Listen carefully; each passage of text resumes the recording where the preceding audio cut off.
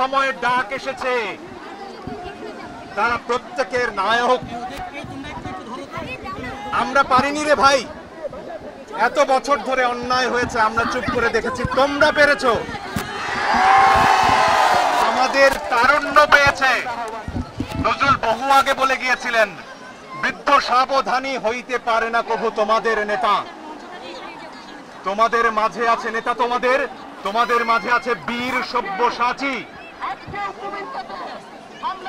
বন্ধুরা, এই মঞ্চ থেকেই আন্দোলনের পরবর্তী সব কর্মসূচি ঘোষণা করা হবে।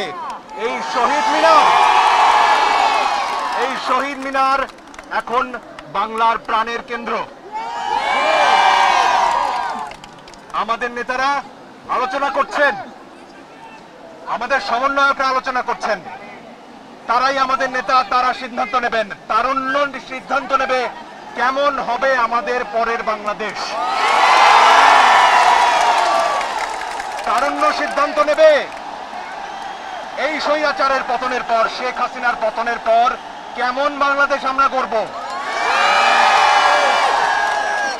তারুণ্য সিদ্ধান্ত নেবে পতনের প্রক্রিয়া কি হবে, কার কাছে তিনি ক্ষমতা হস্তান্তর করবেন, সেটাও তারুণ্য বলে দেবে।